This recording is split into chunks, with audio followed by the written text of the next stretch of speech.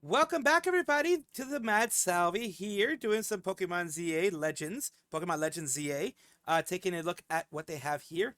Let us see what happens, and then I will talk to you guys at the end of it. Let's take a look. ZA introduces link battles in a whole new style.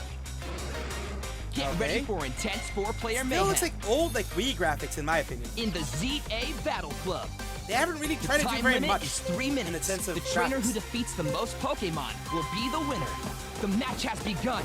At the start of the match, you can play it safe, go on the offensive, or collect items to power up with. Who knows where things will stand in 3 minutes? Here, Talonflame takes aim and strikes with Brave Bird, but it's blocked by the Steadfast Shield to protect.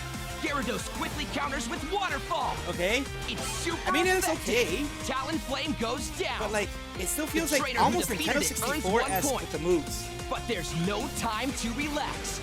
I don't know, this still reminds me of like a Nintendo 64, maybe even better with like Pokemon Coliseum. Might have been better at this than this game is itself. It really does look like they looked at Power World, Pocket Pair, what they were doing, and they're like, ooh, let's try to do that. But with shittier graphics, and also not trying nearly as hard. Let's go. Ampharos Mega evolves and immediately fires off Thunderbolt. A mighty hit. Gyarados has fainted. When your Pokemon faints, you can still rally and dive back in. I mean, the idea of this is unique, I guess, is for Pokemon at least, because they're behind the times in a lot of these battle things for a while. They really aren't known, like Pokemon and the Pokemon Company, etc., aren't really known to be innovators. They seem to really go for what other people have done and just put it into the Pokemon world. This is still anyone's game. These trainers are back on their feet. They decide to switch out their Pokemon.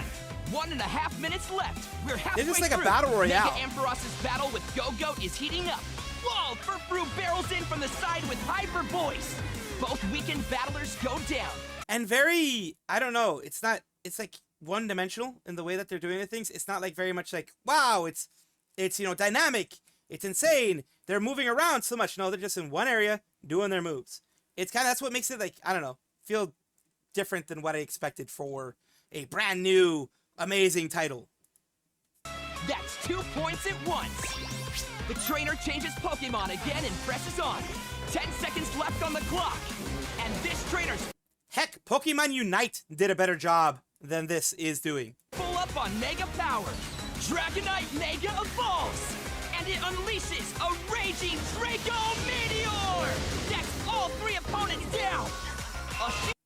That reminds me of like a Digimon character. That really does remind me a lot like a Digimon character. Of course, as everyone knows by now, Dragon Quest was the anime slash game slash everything that Pokemon copied in the original times. Basically, they looked at the monster thing. The monsters look very similar. Same thing that they claimed for Pocket Pair as well with Power World. Look very similar, just that they made it popular in their own way. But this whole thing is just very reminiscent of Dragon Quest and very reminiscent of Digimon in the way that they look. And of course, I'm going to be showing you Victory Bell very soon. I believe it is the Mega Evolution of Victory Bell that they did show off recently as well. I'm going to have a twofer for this to show you a little bit of that as well. Let's continue. Just set in the final 10 seconds. Dragonite's trainer takes a clear victory. These furious 4-player battles await you. These battles are not furious. These battles are dull.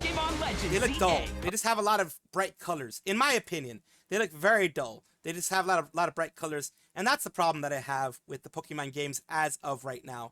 They seem very dull overall, and they don't have life in them. It doesn't feel like they're alive, like, you know, you would have Pocket Pair with you know, Power World and things like that. This is Victory Bell in her Mega Evolution, in their Mega Evolution. God, they couldn't have made it uglier. They couldn't have made it uglier. Those are big lips. Holy Jesus. But as well, like I said, a lot of this still reminds me of like 10 years ago type of gaming. Not groundbreaking new stuff.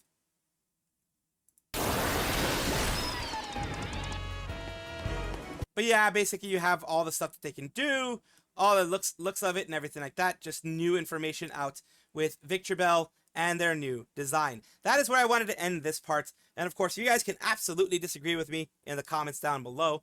I'm not saying don't buy it. I mean, if you love Pokemon, etc.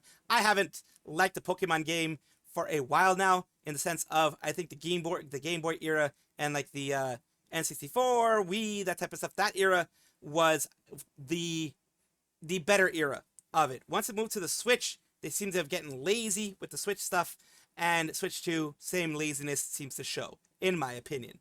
Again, you can have a different one, and let me know in the comments down below.